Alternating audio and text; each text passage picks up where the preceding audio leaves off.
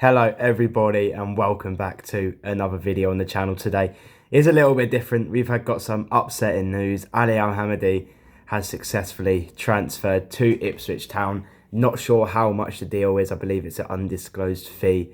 But today we're going to dive more into the transfer, how it impacts Ali, how it impacts us, how good he was at the club, how he was good for our community, our following on social media. He had all the Iraq fans, and yeah, it's a little bit upsetting. And also we'll be talking about where do we go from now, the replacements that we may need for Ali leaving to Ipswich Town. But yeah, please remember to like the video and subscribe to the channel if you're new. And yeah, let's get into this video. So, as I said in the intro, Ali Hamadi has successfully moved to Ipswich Town.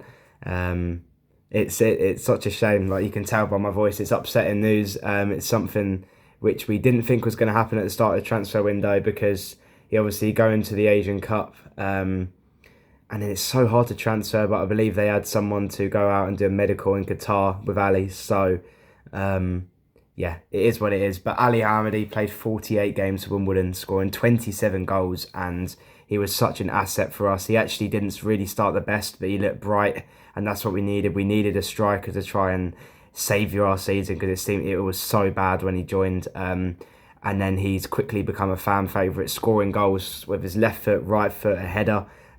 He's made us have so many memorable moments. We have the Notts County at home game, which I will put a video of in now.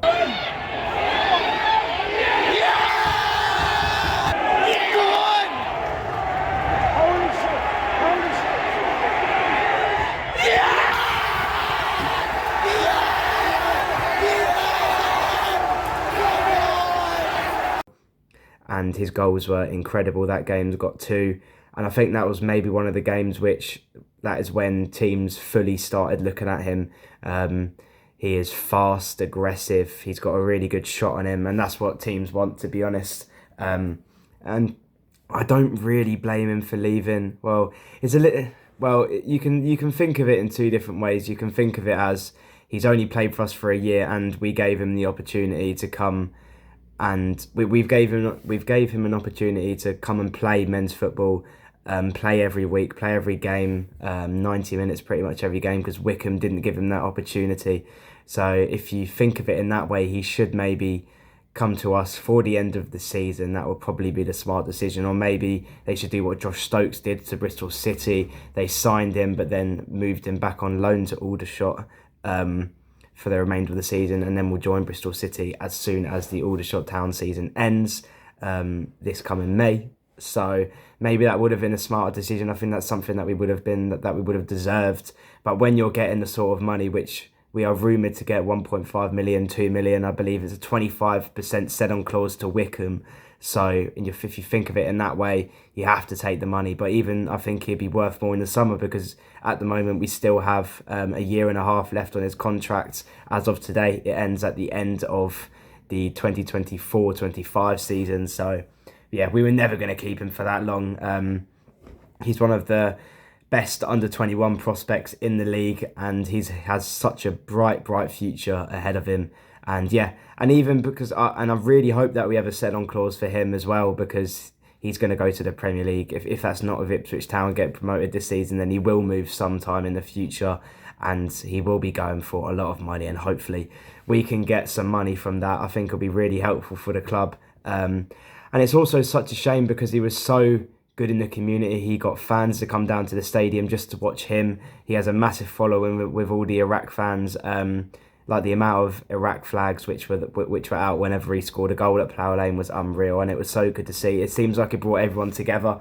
Like we had such a shocking season at the start, and then ever since he joined, it kind of felt like we have a really good striker on our hands. But here's what it is. Unfortunately, when we don't have the money to offer him the wage that he may want, then he's always going to end up moving. And to be honest, there was a really good, interesting article which Johnny Jackson admitted a couple of days ago that there has been interest from Ipswich Town before he moved. And he said, like, especially when his dream is to play in the Premier League, the top flight of England, and when you get a club offering that and they're in the automatics in the Championship and they're offering 10 times the wage, which he has right now at Wimbledon, you're always going to take it, and especially because he comes from that sort of background where he wants to help out his family, his friends, and he's going to get the money to do so. So I really don't blame him, and I absolutely wish Ali Al-Hamadi the best of luck. He's been a great player for us, a great player for the community of Wimbledon. And yeah, he's shown how a player can literally come out of their bubble and score so many goals. Barely scored for Wickham, and then came and joined us, went a league below and absolutely teared League Two apart, made defences scared. And yeah, he's shown what he can do, and he's going to be a brilliant player. We've had so many players in the past, Ayuba Sal, Jack Credoni, all go to higher clubs. Maybe not Ayuba Sal, he's went to Qatar, but still going for a decent amount of money, around $1 million. So the prospects here are good at Wimbledon, even though Ali wasn't from the academy. It's good to see that we're making players better, giving them opportunities and then selling them on for more. That's really good work from the club, and hopefully we can use this money to hopefully go and sign someone. We've got to use a little bit of this money to go and sign a couple players, hopefully up front, because I know even we have Omar Bugle, Josh Davison, Kamani Gordon, Ronan Curtis will score loads for us. There's still a massive hole to fill for Ali Al-Hamadi, and I think one way to go is Laurent Tolaj from Aldershot. I believe I was one of the first Wimbledon fans to put a tweet out about him, to sign him, because I've watched him before, especially after the Stockport County match. He was incredible. He scored some really good goals for Aldershot against Woking. I remember Aldershot Southend, he scored in that game as well, which I was at.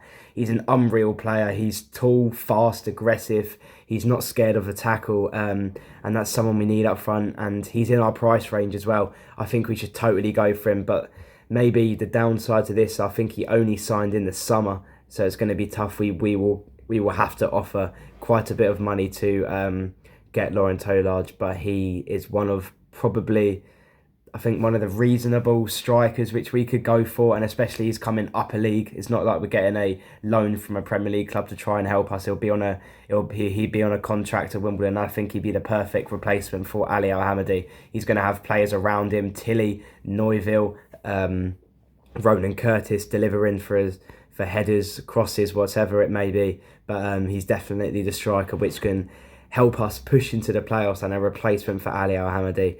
But maybe another downside to that is that they still have Josh Stokes until the remainder of the season. I thought he went, but I literally just talked about that.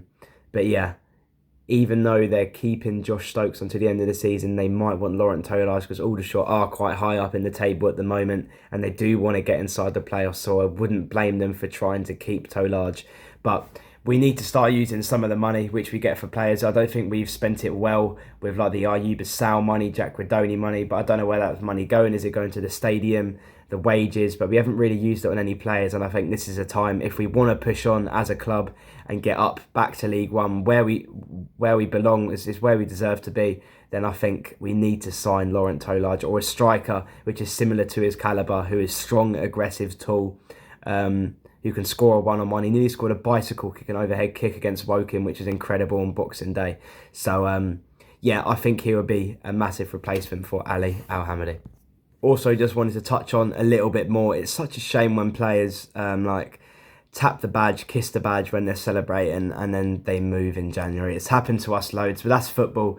I really don't blame Ali Al-Hamadi for moving. He's getting a lot more money than he will be at Wimbledon. He's getting an opportunity to play in the Premier League, and honestly, I wish him the absolute best of luck. But where do Wimbledon go from now? Who knows? Hopefully in the last couple of days of the transfer window, we can bring in some more players, bring in high quality players which will see us out until the end of the season, hopefully get us into the playoffs and hopefully promoted up to League One. That's the absolute aim for Wimbledon. It's where we deserve to be, as I said.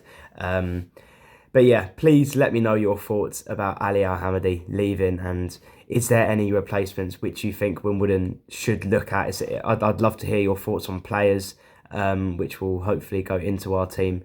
And where do we go from now? I'd love to hear your thoughts, but yeah, that's the end of my video of my reaction of Ali Al-Hamadi leaving to Ipswich Town, undisclosed fee. Hopefully it's a lot of money, and hopefully we have a big sell-on clause on it.